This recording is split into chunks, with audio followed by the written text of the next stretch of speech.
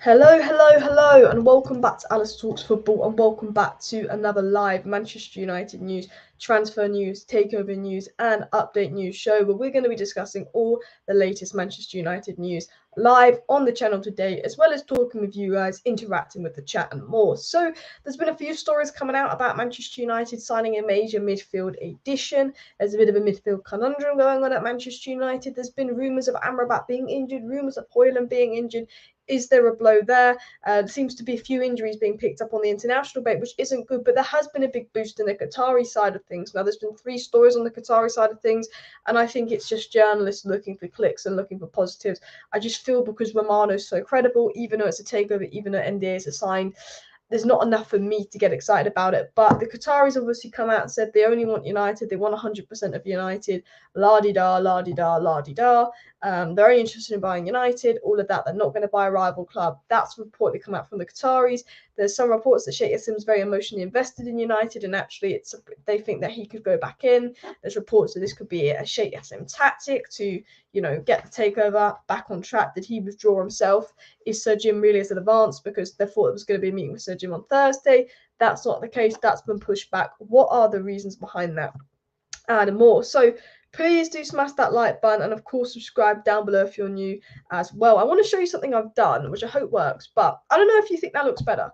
I was playing around, and I am going to get right into news, but I was playing around with my setup because a few people were like, Alice, I don't like your setup, and then people complain that my mouse clicks too loud, so now I've got buttons that I can press to change screens now, so you don't have to hear my mouse 24/7. And then a few people saying they don't really like my layout. I should make myself a bit bigger. I mean, considering how bad I look, I don't know why, but obviously the layout was kind of normally like more like that, but with that. But I don't know what you think of the new layout. It's Alice's very, very basic graphic design skills. It's my very basic graphic design skills here. But do let me know your thoughts on me playing around with the layout. And a few people complain about my clicking, so I can now do it with a button. I can change screens with a button. Really irrelevant to the video and all of that. But Alice is upgrading. I am upgrading. I'm going to upgrade the layout. I'm going to upgrade the camera. A lot of people give me stick about green screen and all of that, but I'll just tell you this: green screen does not work well with me. It doesn't work well. But anyway, let me know if you like this. But let's get into it. Someone said, how reliable are the sources? The thing is, some of the sources are reliable. This is the thing with this takeover news. This is the thing with the takeover stories. Some of the the reports are reliable, but because it's the takeover, and I feel like where are you getting this information from? NDAs this, NDAs that. Even though a lot of the reports are reliable, but you always there's always a thing like big question marks around what's going on with the takeover and all of that as well. But iPaper Sport did this big review. The first thing they said is that Sheikh Yassim will not be investing in Liverpool, Tottenham, or any other English side. They said Sheikh Yassim has no interest in buying any club that is not Manchester United, and if he does not become successful in the takeover race of the Manchester United, so be it. He will not be buying anyone else. Good. Positive. Suck on that, Liverpool. Doom, doom, doom, doom, doom. Hopefully that is the case. Now, it was also said, as you can see on the screen, that Sheikh Yassim got emotionally attached to the prospect of taking over Manchester United, the club he supports. So I was looking at this in more depth, and then I was looking at other articles, and today it's been made very clear in the media, Sheikh Yassim only wants United. He's very attached to United, and one of the reports suggested that is Sheikh Yassim really out of the race, considering how much he wanted United. They said, although it's kind of been brief that Sheikh Yassim is out of the race, it cannot be completely ruled out. It's been said, Sheikh Yassim could be out of the race as a tactic to get him in the race. Now, I think a lot of this is speculative rumours, and I don't want to give you guys false hope, and I don't want to get a lot of your guys' hopes up and all of that as well. You know me, I'm always honest with you guys, and I do think sometimes it could just be BS. Sometimes it could be people looking to get more clicks, more views, more interactions. I think a lot of that is the case with the takeover. But there is reports from people, and obviously the annoying ITK accounts. And do you know what? The only good thing about the Jim Ratcliffe news that broke the other day was it just made some of those ITK accounts look like idiots. The amount of people on Twitter that lie, like IT pretends they know things when they don't. It's like I read out the news and I say this story said this, but I don't believe it, or this story said that. Take it with salt. The amount of accounts I've seen that like, yeah, no, I spoke to Sheikh Yassim, he's told me it's done. I tell you, it's not done.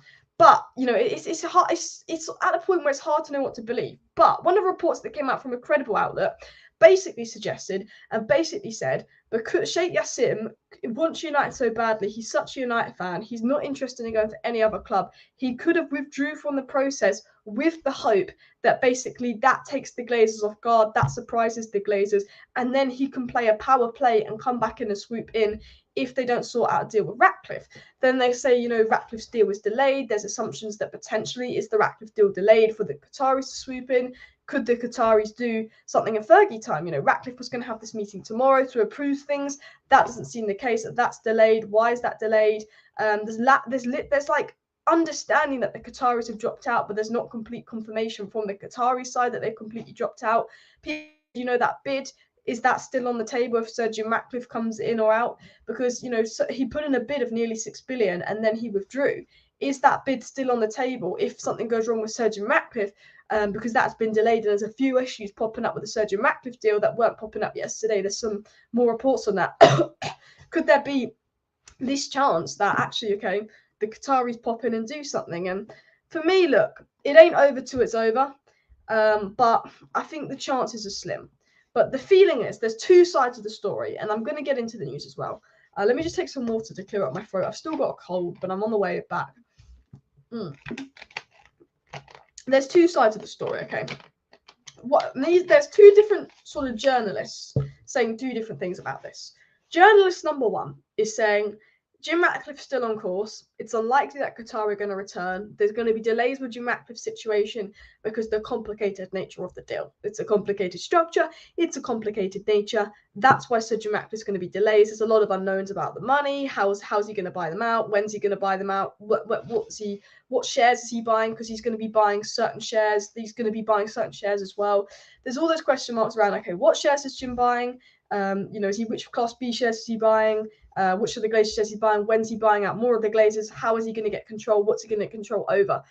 One source is saying, look, this is more probably because of the complicated nature of Sir Jim's deal. You know, if Qatar want United and the Glazers said, yeah, Qatar, we accept your bid, boom, you know what you get with Qatar. You get 100% debt-free, bish, bash, bosh, green light. Qatar go into the owners test. Their owners here by December.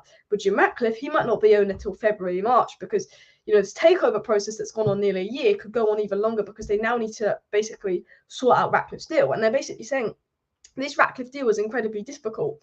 There's no guarantee that this Ratcliffe deal can be sorted very soon. It's saying that there's a feeling the Ratcliffe deal will eventually be done, but this could take months to sort, to iron out, to structure. I think months.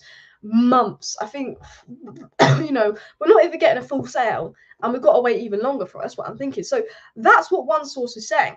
But another source is essentially saying, actually, this, you know, we haven't got 100% definitive proof that Sheikh Yassim has dropped out. It's a narrative that Sheikh Yassim's dropped out. It feels like he has dropped out, but, you know, we haven't got definitive 100% proof that he's not coming back in.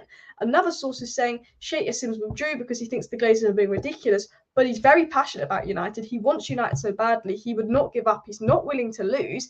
And there's an expectation he could come back in. With the Jim Ratcliffe delay, I think that is fueled, I think, people's hope. I think, you know, the whole Ratcliffe deal being delayed, I think people are sitting here and hoping, okay, you know, clearly they're coming back in. Clearly someone's coming back in. A lot of people are, I think, getting some hope with the Jim Ratcliffe deal being delayed and stuff. And I'd love to sit here and go, oh yeah, come on. And I was on Twitter yesterday and everyone was like, oh my God, Jim Ratcliffe deal's delayed. The times are coming out. This source is coming out saying, well, we're not 100% sure if Qatar are out of the race.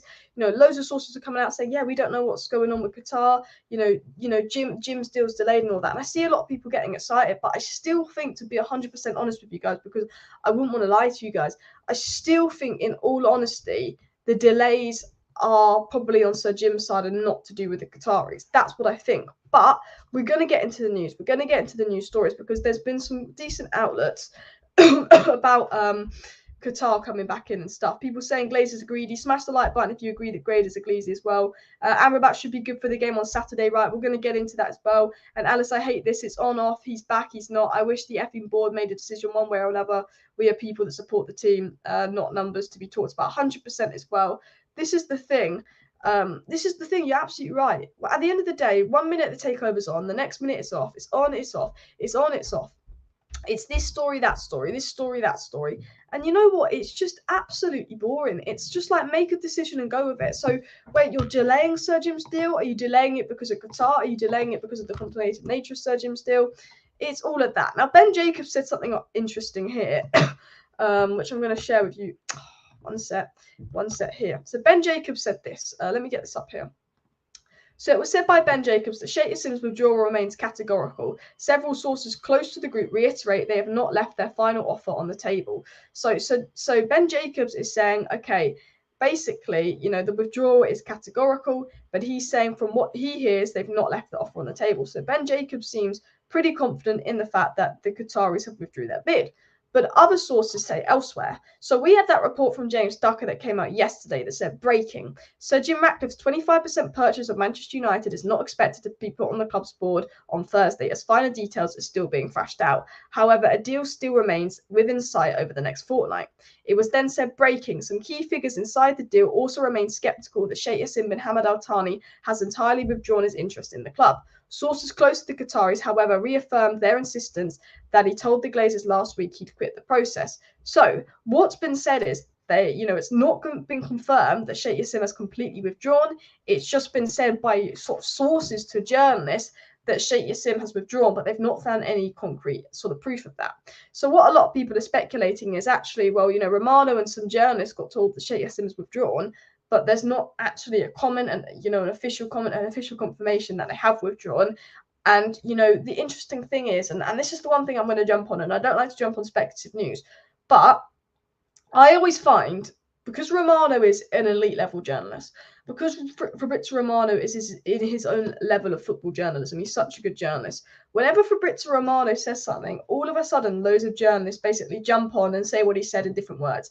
It's like Fabrizio Romano comes out for a report, every other Man United journalist goes and copies that report in ChatGPT and says, rewrite this in different words, and the exact same report comes out. I sometimes think with media, everyone knows how good Romano is. When Romano breaks a story, I generally think some top journalists out there put Romano's story in ChatGPT and ask them to write it into their own words. Because as soon as Romano says something, within an hour, you get this source coming out saying the same thing, this source coming out saying the same thing, and that source coming out saying the same thing. And I'm like, have they gone out and checked if that's happened? Have they been briefed by someone at the club? Or have they gone, okay, Romano said it, it's safe to say the same thing? I think that happened. I think with the takeover, I don't think Romano is the type of guy to say that unless he genuinely believes that happens. Even though the takeover is different, it's financial, there's NDA signed. I think Romano, for his own credibility, wouldn't put something out like that unless he knew it was true. But I do think Romano says it, and then loads of other journalists say it. But one of the journalists that's kept quiet is David Ornstein, who doesn't jump off the back of Romano. And one of the theories going about is, okay, Romano says that Sheikh Yassim's withdrew, but he said he can't get confirmation from Sheikh Yassim himself. Romano's saying he's been told Sheikh Yassim withdrew, but he can't find official confirmation from this source, blah, blah, blah, blah, blah. That was said by Romano. Every other journalist started basically rehashing Romano's, thing, basically put it in ChatGPT, rewrite.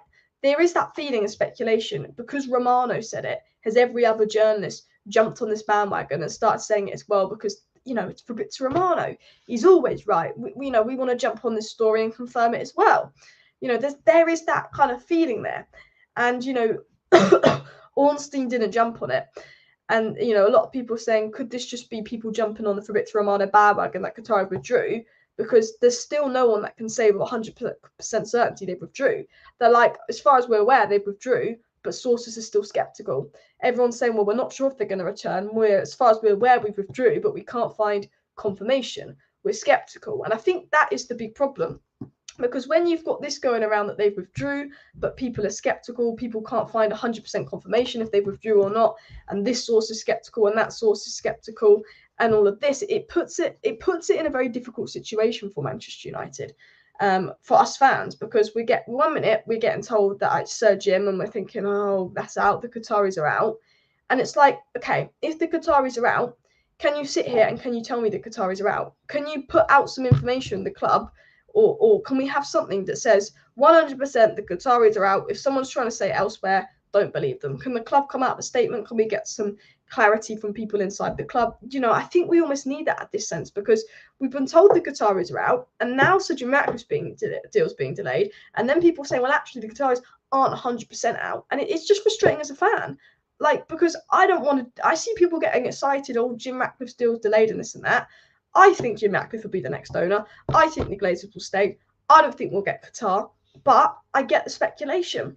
But the speculation is what's so annoying. The theory is what's so annoying, because it's not like this takeover has been going on a month when speculation and theories is all fine. When a process has been going on a year, we get told the process is done. And then other journalists, credible reports say, well, actually, it's not 100%. We don't know for sure. There could be a chance this.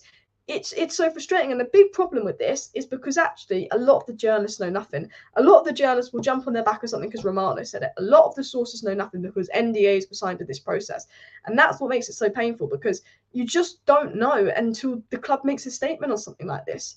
We think it's Sir Jim. It's probably going with Sir Jim, but people are saying the Qataris are going to come back. They only want United. Some sources are declining to comment on whether Sheikh Yassim has actually withdrew. Is this, everyone's going, oh, is this a big game from Sheikh Yassim to come in Fergie time? Why is Jim Ratcliffe still delayed? I think it is with what the first sources are saying, but it's boring. Obviously, Mick on his channel has been doing a lot of content on this, and he's been obviously picking out some factors on the Qatari news, and he's been saying, obviously, Romano said it and everyone's copied Romano, and there's actually still no concrete evidence that Qataris have left. The Qataris could come back in. Obviously, Mick's been talking about it a lot on his channel, and there's definitely a lot of question marks over, are the Qataris out? Have the Qataris actually withdrawn from the process, and are they coming back in? Because a lot of reports are suggesting they are going to come back in, but then you just don't know if this is clickbait journalists. Are these journalists trying to clickbait us? Is this true? Is this not true? I think it's so frustrating as well. Jim means more Dan. And the annoying thing is, it's not just about Qatar. It's not just about Sir Jim. It's not just about this. It's not just about that. But you're absolutely right. It's these other factors of, okay, so if we do get Sir Jim, what's going to happen to the debt? We don't know that. We still are getting the same story about Paul Mitchell, this, Paul Mitchell, that. Our new director of football is going to be Paul Mitchell. Cool. No one cares. Cool. We know that. But we don't know what's happening. We know there was meant to be a board meeting Thursday that's not happening. We know there's some setbacks and delays in Jim's deal. It's coming out that, Jim's deal might not be agreed to. So what the Glazers going to do? Everyone's saying, it's the Qataris, it's the Qataris. I wouldn't put it past the Glazers to have someone secret lined up that isn't Qatar or isn't Sir Jim. That's what our owners are like. So Jim Ratcliffe's deal's delayed. There's some setbacks, there's some complications. Journalists are saying, while there's believed there'll be an agreement reached with Sir Jim, there's no confirmation that all 6 board members will agree to it. There's no confirmation that Sir Jim will reach an agreement because of the complicated nature of his deal. People are threatened to sue Sir Jim.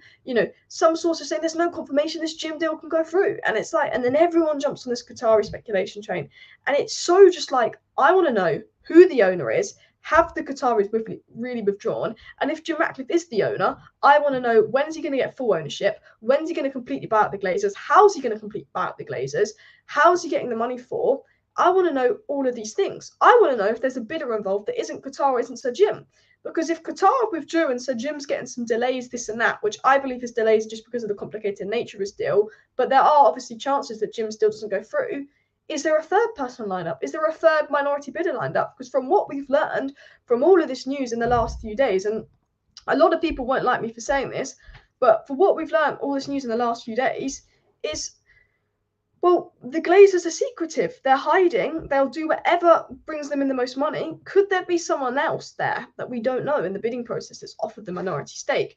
Mick said Fabrizio Romano is a great journalist who sources and scouts and agents, but not finance, business and transactions, which is the one thing I was really surprised that it was Fabrizio Romano did break that takeover news. Now, the interesting thing about it was, as with the takeover, I've said this for ages and I was spot on with this. With the takeover, I've always said the news story that will break will be confirming who pulls out. I said the takeover news story that breaks, it will be confirming that who pulls out before they confirm who the bidder is, who the winner is, all of that stuff. So I wasn't surprised that it came out to say that Sheikh Yassim had withdrawn, or if it would have been Sir Jim had withdrawn the other way. But there's always question marks of, but why was it Romano that confirmed it and all of that as well? Credible journalism in the transfer window is not the same as finance transactions, which is the interesting point. But I do think it's a lot speculative. I'm not going to get your guys' hopes up. I still think for the most part it's probably going Sir Jim's way, because if he is bidding 1.5 billion for 25%, Sir Jim is a moron. That really benefits the Glazers, and the Glazers' pockets are going to be like, woo, woo, woo, woo, woo. And what do the Glazers like? Pockets, money. So that's why I think it's going that way. But it is quite interesting in that sense. Now, I do want to get into another story, because I think this was quite interesting as well. Ben Jacobs did mention that Manchester United's board meeting on Thursday was always planned. Those close to the process point out nothing was scheduled specifically to vote Sir Jim in. So they're saying that actually, although Sir Jim is not going to be at the board meeting on Thursday, they're saying that when this board meeting was planned, it wasn't about Sir Jim. So he's saying that. But then another source is coming out in the media, and they're saying that actually, you know, the Glazers aren't interested in discussing Sir Jim's bid just yet on Thursday, and Sir Jim needs to go away and make a few changes. So another source is suggesting, no, Sir Jim's bid isn't that close. And it is all annoying. And I just think with United, we've got good and bad news. I think that's the thumbnail. I think that's the title. We've got good news, bad news. But to be honest, it's a club of unknowns. And you know what's even more unknown is the injuries. I want to get into this. I want to dive into this. So apparently, we get one report come out today that Højlund's injured. We get about 4 or 5 reports coming out saying Amrabat's injured. Then we've got a leak coming out saying Amrabat's not injured. Then the Morocco team manager suggesting Amrabat's injured. Then Casemiro's injured, but then he plays and then he's not injured. Then we're hearing stuff that Mejbri is injured. Then we're hearing stuff that and then there's leaks going out that there's been a setback in the Antony case. This is unknown FC. You know what's so annoying about it is we get one story say one thing, another story say another thing. We're getting some stories saying Qataris could return, other sources are saying no, the setback is on Sir Jim's side, nothing to do with Qatar. We've got one source saying this player's injured, another source saying that player's injured. The media circus at Manchester United right now, it is actually so infuriating. I think that would be the best way to describe it. It's like, just tell us what's going on. But let me get into the news. So there's a lot of news coming out from Morocco and the Moroccan side of news that Amrabat is injured.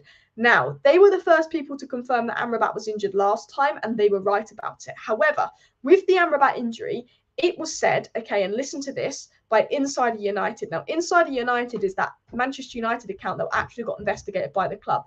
There's a guy, Insider United, that is leaking information to this Twitter account called Insider Man United. Now, Man United are really annoyed about this. Man United have been investigating this account. This account actually had to close down because it was leaking everything spot on. It was like, Wan-Bissaka's injured. Everyone was panicking. Everyone was like, nah, who's going to believe this random account?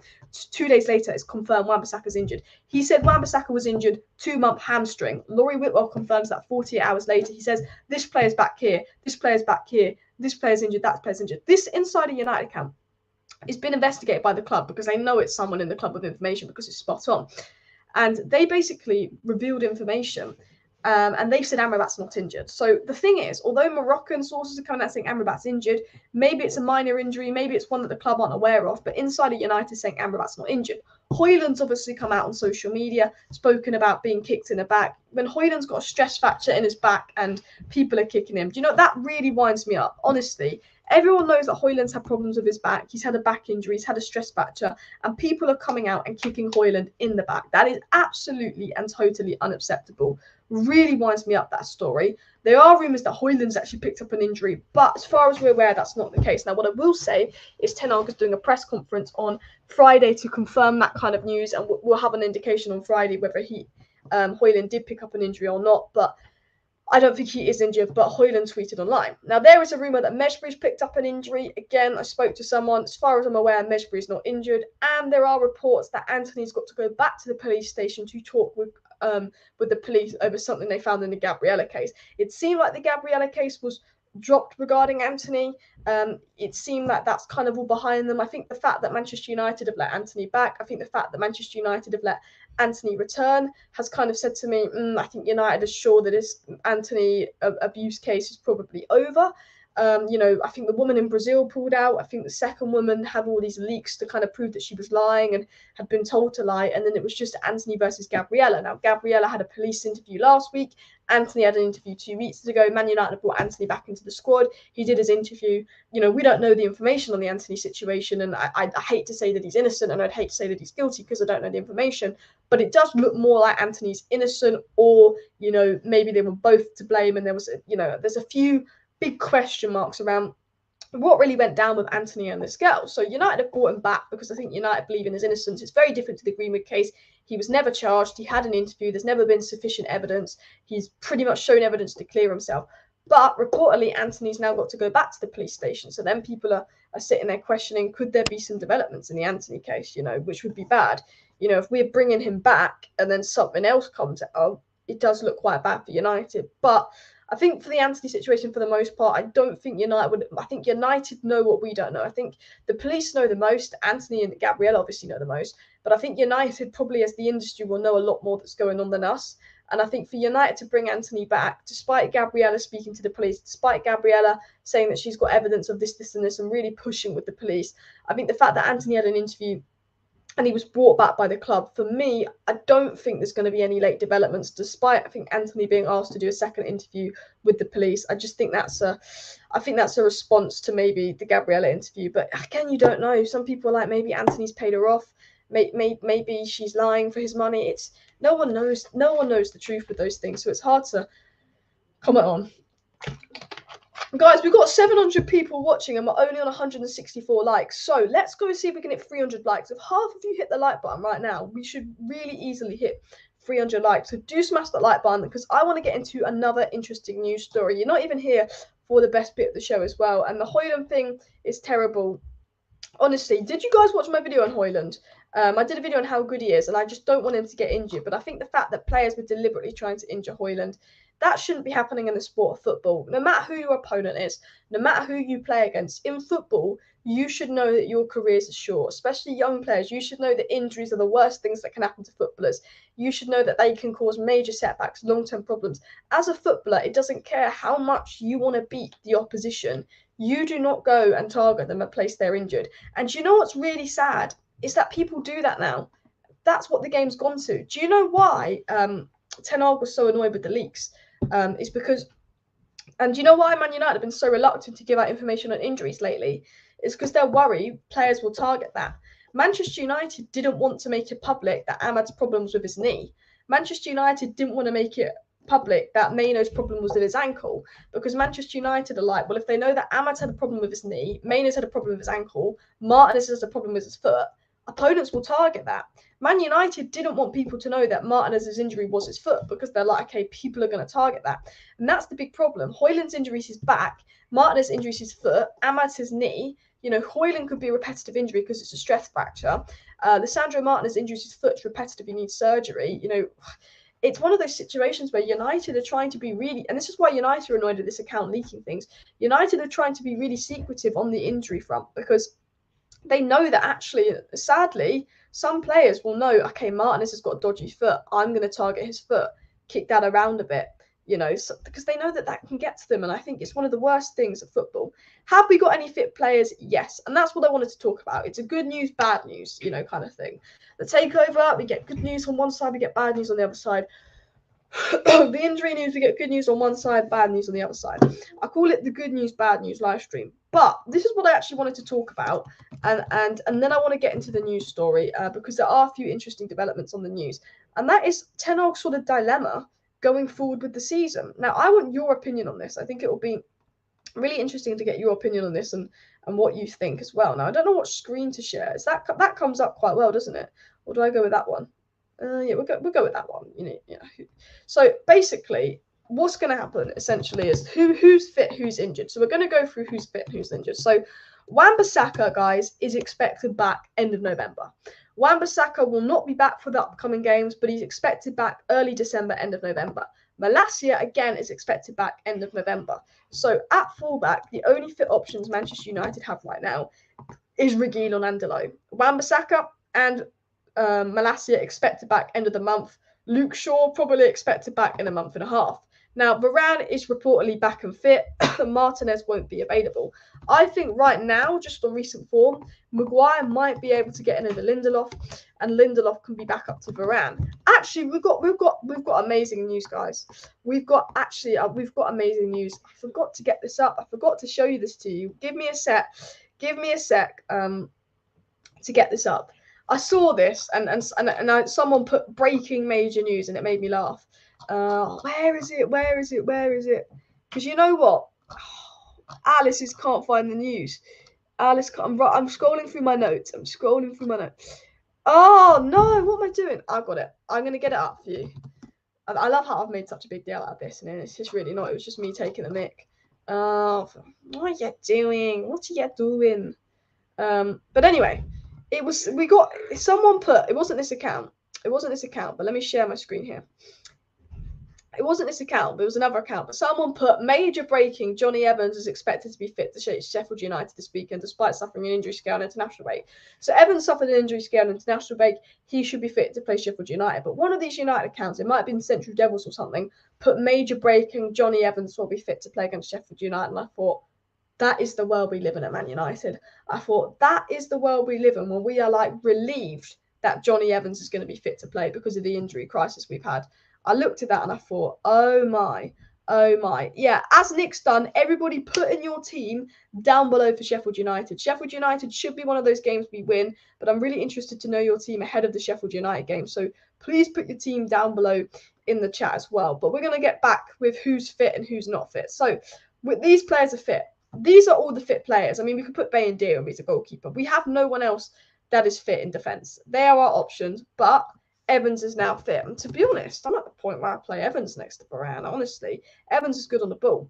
Now, there's a few question marks over Amrabat, but from what I've been told, from what I believe, Amrabat is fit, and believably or not, Casemiro is also fit.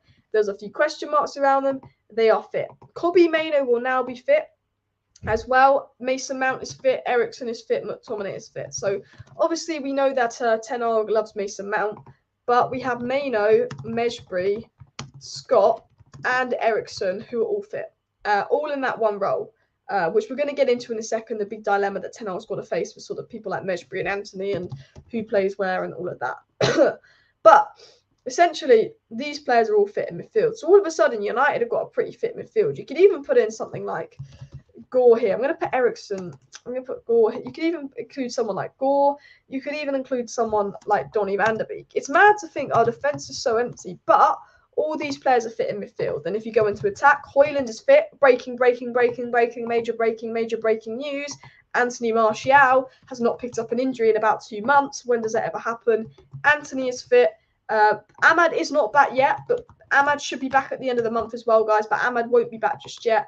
And then obviously you've got Rashford and Garnacho. So these are all the players that will be fit ahead of coming back from the international break. So as you can see, United do have options there as well. So my question to you guys is, who would you play? If you've just joined and you want the takeover news, definitely scroll back to the beginning of the live stream and speak about that in the first 15 minutes. I will dive into a few other news stories in a second, but I'm going through who's fit and who isn't fit at Manchester United right now. But I wonder who you guys would play out of all those fit players as well. Doubt Amrabat will play this weekend. Well, one of the good sources is saying he's fit and the injury rumours are not true as well. And that's Onana, Delo, Varane, Lindelof, Reguilon, Amrabat, Mount, Hannibal, Antony, Højlund, Rashford. Interesting team from Nick. Do you know what's mad? Is I don't know what my Man United team is, and people ask me this a lot. Because this is part of me wants to see this. Okay, not this. What's going on here? Let me sort this out here. Okay, part of me wants to see this. This is what it comes into essentially. Is I think the title says Mejbri Antony dilemma or something, and this is why, because it's like, for me, I actually want to include Mejbri in the team because of his athleticism. But I think to include Mejbri in the team, you need a fourth midfielder because you've already got Mount, Bruno, Casemiro, Amrabat, Kobbie Mainoo. But then we don't play with a right winger, and then Antony suffers. So for me personally, I want to play something like this. So ignore these. I'm going to just get rid of that actually, because that's just going to confuse people there. But essentially, I want to play Bruno, Mejbri. I want Mejbri in the midfield because he covers ground. And I think if you play a diamond, you can play Mejbri and Mount. Because the last time we played a diamond, we had McTominay and Eriksen when Mount and Mejbri were. And McTominay and Eriksen don't cover ground. When you play a diamond, you have to be able to cover a lot of ground. And that's the two best traits that Mount and Mejbri have. So part of me goes, because the midfield balance is a bit off with Bruno and Mount. And I really want Bruno and Mount to work. And I really want this Amrabat Bruno Mount midfield free to work. This Casemiro Bruno Mount midfield free to work. Because that's what Ten Hag wants. But I just don't see it working. You know, it just doesn't work quite yet. Bruno and Mount don't click together. And I think the only way maybe it could work is if you've got four in midfield and you've got that balance. And I think that these four in midfield can work together because of their balance. I think obviously when Mainoo comes back in as well, he can come, because he is basically back, he can come in there. So part of me wants to see a diamond, even though I'm a more of a 4-3-3 person, even though I'm not a big diamond person, part of me just sit here and go, you know what, I'd like to see a diamond. But then the other part of me says, you know what, Alice, we've got to play this we've got to play with wingers. This is Ten Hag's system at the end of the day, a 4-3-3. We're better with wingers, and then I would do that. And to be honest, there's question marks over actually if I'd probably play Garnacho over Rashford on recent form. Although the fact that Rashford scored an international duty, I do think that Rashford's confidence hopefully is soaring up. But this would probably be my team, I guess. If I didn't go with the diamond, I'd probably go in with Bruno just because I think if we utilise Bruno properly, he'd work. But it's like you've either got to play no right winger and involve Mejbri or Maino, or not involve Mejbri and Maino and do you know what I mean? But I think I'd probably go with something like this. Maybe I'd stick with Rashford just for the pure sense of he had a good international break. But I don't know, what are your thoughts? But I do want to get into some stories. Because we've got a few interesting news stories and developments to dive right into as well. Diamond formation doesn't work for us. It exposes our wings too much. And that's the thing. I think it can work with maybe Mount and Mejbri because they cover ground, but we have to make it work. For some reason, we don't. Onana, Wan-Bissaka, Varane, Lindelof, Garnacho, Hannibal, Mount, Antony, Højlund, Rashford, Martial. That would be nice to see, but I don't think Wan-Bissaka is going to be fit as well. Still feel the 4-4-2 is best formation. Guys, throat's gone. Before I get into the next story, which is an interesting story, let me know in the chat, what is Man United's best formation? Is it the 4-3-3? It's probably, I'd say, in my opinion, the 4-2-3-1, just because we're not good enough to play a 4-3-3 yet in terms of our ability in possession, our technical ability. Would you say it's the diamond, a 4-4-2? Would you say we need to go to 5 at the back? What formation do you think benefits United the most? What do we play best in? What do you think benefits the players we have? Now, we've got a few other news stories and big developments coming out at the moment that I do want to dive into as well. So, obviously, a story came out yesterday saying breaking Mitchell van der Gaard is open to becoming the new Ajax manager, and Manchester United may face problems holding on to Mitchell van der Gaard. Now, this would be a massive blow for Manchester United, as I mentioned in my video yesterday, because Mitchell van der Gaard is really important to Ten Hag and its success. He's Ten Hag's right-hand man, and to lose an assistant manager can be catastrophic. We've seen what happened to Mourinho in the past. Another interesting story that's come out is that Manchester United target Frankie de Jong, and again, shock. They use Manchester United target in the title when they write a media report because it gets more clicks. But to be honest, he is a Manchester United target. Do you know what wound me up? Actually, really wound me up today. Is obviously there was the whole El Ghazi situation that happened, and I don't know why Maine suspended him. It's all silly. But they put in that story about El Ghazi, it was the Mirror or someone, Manchester United target El Ghazi. El Ghazi was not a Man United target. Someone wanted to write about El Ghazi. I think he tweeted something about Palestine or something, and then Mainz decided to suspend him, which is stupid of Mainz to suspend him. But he tweeted something about Palestine, and Mainz suspended him. So instead of writing, El Ghazi tweets about this and gets suspended by club, the media go, Man United target is suspended by club. He's not a target of Man United, and it's so annoying that people put Manchester United target in every single story. Like, what? Like, El Ghazi's not a Man United target. Oh, but he gets clicks. That's why you put Manchester United target in every single story. And it winds me up. And I have to say, we need Premier League football back. And the reason we need Premier League football back more than, maybe I'm going to regret saying this when Manchester United play. But one of the major reasons we need Premier League football back is this. Why is that? I'm going to have to change my graphics again. What's going on? It doesn't like me. Does that work? Alice has sorted out her graphics and it's just glitching. Anyway, you know what? It just doesn't like me. I changed my graphics and it's like, nah, you know what, Alice, we're still going to troll you. But this is why we need Premier League football back, people. This is the story that came out. I like Chris Wheeler. He's a good source. But this was news yesterday. Rasmus Højlund, Amrabat, Reguilon, Johnny Evans, and Bayendir have yet to sing their Man United initiation songs before their time come. But Mason Mount did. Yeah. Now, I'm not lying. This was, someone actually wrote an article yesterday about who sung their initiation songs for Man United or not. This is when you know the international break and the news is dead. You got to produce a piece of content on Manchester United every single day, but it's the international break. Oh, I'm going to write a piece about who's sung their initiation songs or not. This is when you know we need Premier League football back, because when we're getting stories like this in the media, This is when we know. Guys, we're so close to 300 likes. We've got 700 people watching, so please do smash that like button. Let's see if we can hit 300 likes as well. Højlund tries and tries. The poor guy plays with Rashford and Antony. You know what? Rashford and Antony have been poor this season, but there's room for development. We know what Rashford can do. He's good for England. He's actually assisted Højlund most of the times. Rashford is a good player. The thing about Rashford is when Rashford's good, he is so good, but he's so inconsistent. With Rashford, you don't get a player that's always solid. You get a player that is an 8, 9 out of 10 or a 2 out of 10. There is no in between. He reminds me of Fred. Fred can be an 8 out of 10 for 10 games in a row, and then he'll put in a 2 out of 10 performance. With Marcus Rashford, that's what you get. You get a guy that puts it in some of the worst performances you see from a Man United player ever. And then all of a sudden he switches it on, he scores a banging goal. Like the quality of the goal Rashford scored yesterday for England, like to score 30 goals for United, to score a goal like that for England, you're not a bad player. People try and make out Rashford's a bad player. No, it's just when Rashford has his bad games, he is worse than bad players. Do you know what I mean? Antony, look, there's maybe a player in there, but there's always question marks around Antony. But guys, 300 likes, keep hitting the like buttons as well. But I just think you know the news is dead. Look how rough I am. Oh, I look so rough. But you know the news is dead. You know the media's dead when you're literally getting stories about who sung their initiation song at Man United. I can't lie to you guys. When I was looking at that, I was absolutely laughing. I laughed. It's bad. I just laugh at my club sometimes. I laugh at the journalism around this club because I think, what, you might as well not say anything than report about who's. No one cares about it. I mean, do you guys care about initiation songs? Maybe you do as well.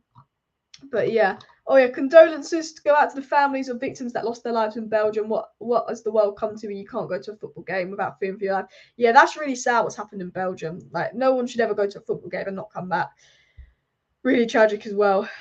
People say Mount makes 0 sense for 55 million for Bruno backup. Rather let Maino and Gore, Hannibal get minutes. Rashford was 5th choice. Look, I don't think the Mount transfer made sense, but Mount is a good player. Ten Hag wants him. We've got to hope the Mount succeeds, and he's been good in recent games. So for me, I don't think he works in the dynamic of our team, but there's no doubt that Mason Mount's a good player, and Ten Hag wanted him. So we've just got to hope that Mount becomes what Ten Hag sees him becoming. Not long till the winter transfer window comes.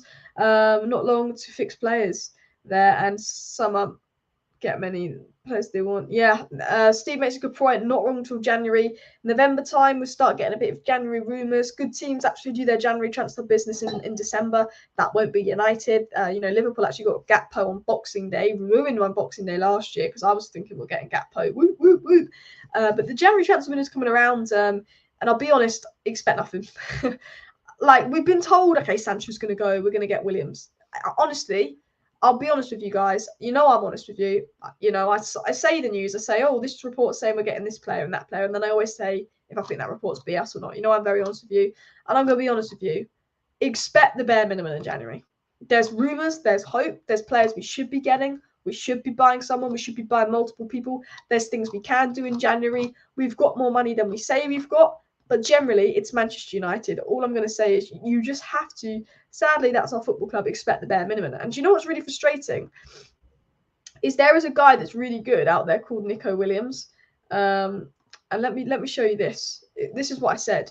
So I said Man United need to act quickly in the January transfer window and not dismiss it like they usually do.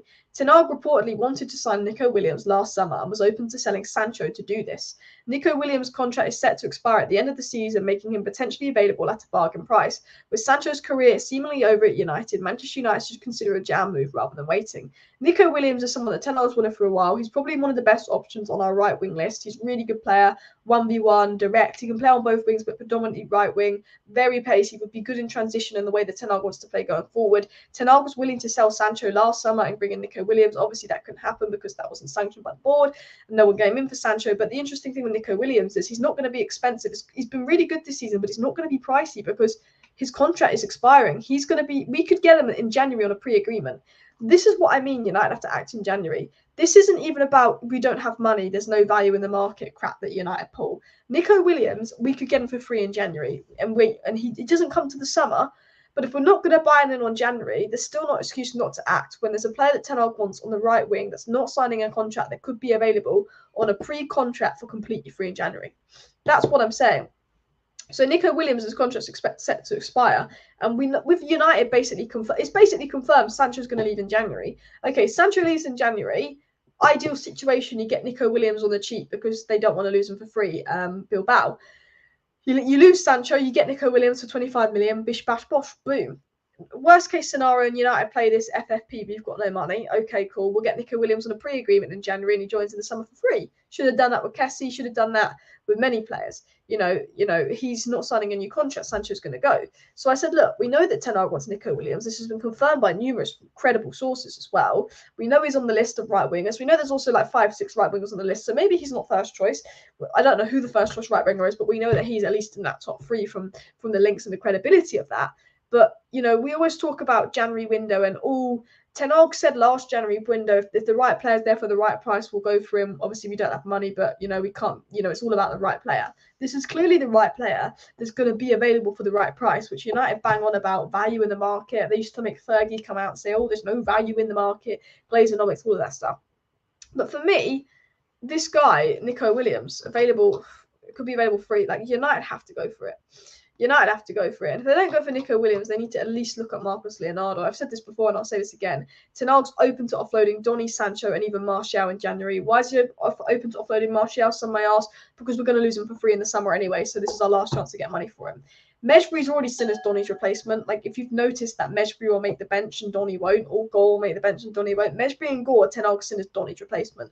Marcos Leonardo is seen as Martial's realistic replacement, someone young coming in, and then Nusa and Williams are the favourites to replace Sancho. For me, we could get with Donny, Sancho and Martial in January, bring in those 2 players, and then if we can get some funds or some extra money, maybe from selling Donny, we'll probably do Donny on loan because of his wages.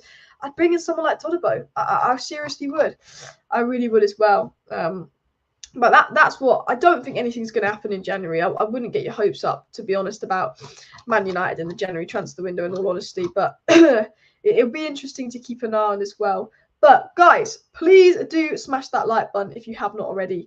And of course, subscribe down below to Alice Talks Football if you're new. If you do want to stay up to date with all the latest Manchester United news, transfer news and more, make sure you are subscribed to the channel. I'm going to wrap up the live show here. I'm just going to refresh the news pages and Twitter just to make sure that we've got no breaking stories coming as I wrap up. But I'm sure that's probably the most of the news. But I want to thank everyone that watched today's video. Thank you for watching. See you next time. And of course, bye.